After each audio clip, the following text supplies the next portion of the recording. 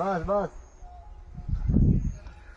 তো বন্ধুরা তোমরা সবাই কেমন আছো? দেখতে পাচ্ছ আজকে চলে এসেছি আমরা ভালো আছি। আমরা আজকে সরষা জমিতে চলে এসেছি।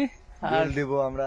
সরষা জমিতে আজকে জল দিতে হবে। খুব পিছন দিকে দেখতে পাচ্ছ, এটা হচ্ছে আমাদের বিএড কলেজ। বন্ধুরা মনে হয় আজকে আমরা ভিডিও দিতে পারবো না। আজকে চলে এসেছি আমরা সরষার জমিতে জল দিতে। আর কি বলবো, গরিবের জীবন, এটাই হচ্ছে গরিবের জীবন।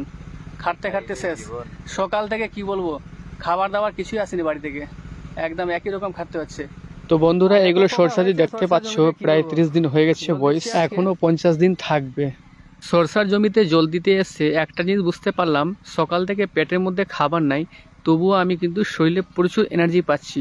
বন্ধুরা সঙ্গে থাকো, পুরো ভিডিওটা দেখো, অবশ্যই ভালো লাগবে। তো বন্ধুরা কিছুদিন পর আবার দেখাবো যখন সরষার ফুল হবে। তো করলাম আবার, কালকে স্প্রে করে আজকে জল দিচ্ছি।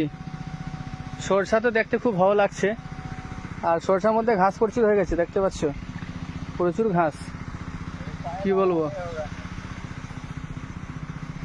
হ্যাঁ কিছু বলবো নাকি? সরষাতে সব শুয়ে গেছে। জলটা একটু অধিক করতে হবে। না না, সরষা জমিতে এত জল দিলা, সরষাতে সব শুয়ে গেছে। কালকে আবার উঠে যাবে। কালকে উঠে যাবে? কালকে এগুলো উঠে যাবে, জুতোগুলো পরে গেছে। তো গাইস কি বলছে, বলছে কালকে উঠে যাবে। আমার তো মনে হয় না যে কালকে উঠবে। গাইস তোমাদেরকে কি লাগছে কি কালকে উঠে যাবে? হ্যাঁ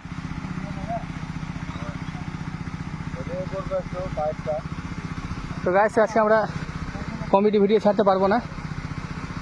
আর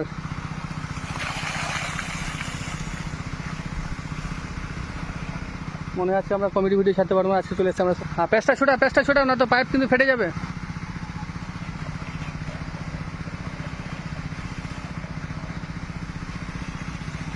তো গাইস দেখতেই পাচ্ছ, কি বলবো, সকাল 9টার দিকে এসছি আর চলছে প্রায় 2 থেকে 2.5 বিঘা হবে।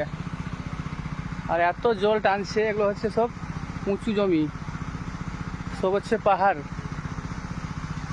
আমাদের সব জমিগুলো উঁচু নিচু, তো তার জন্য একটু জলটা বেশি খাচ্ছে।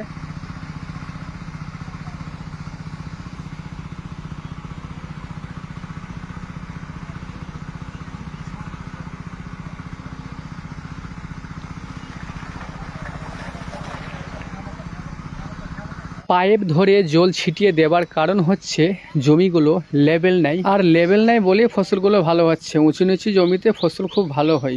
এই জলগুলো দিতে খুব একটা অসুবিধা হয়নি, তবে এরপরে জল দিলে পরে আমাদের খুব অসুবিধা হবে, কারণ ফুল হয়ে যাবে। তো আর কিছুক্ষণের মধ্যে আমরা শেষ করে বাড়ি যাব। দেখতে পাচ্ছ, হায়রে গরিবের কষ্ট, বুঝতে পারছো।